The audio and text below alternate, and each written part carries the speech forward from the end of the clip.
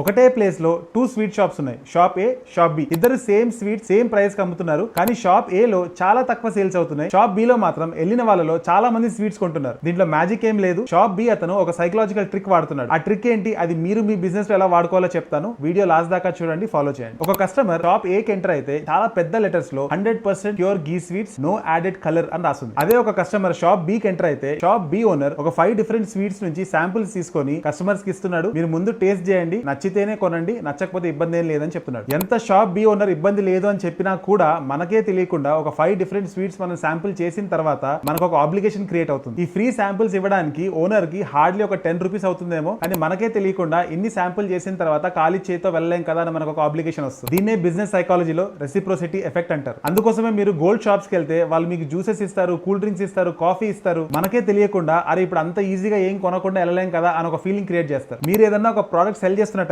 ఎవరైనా order place చేసిన తర్వాత దాంట్లో ఒక హ్యాండ్ రిటర్న్ నోట్ రాయండి. ప్రోడక్ట్ తో పాటు ఈ హ్యాండ్ రిటర్న్ నోట్ ని కూడా పంపండి. ఇది చూసిన తర్వాత దాన్ని రిటర్న్ ఇవ్వాలి అనుకుంటే కస్టమర్స్ అంత ఈజీగా ఇవ్వలేరు. ఎందుకంటే వాళ్ళు కూడా ఒకలాంటి ఆబ్లిగేషన్ ఫీల్ అవుతారు.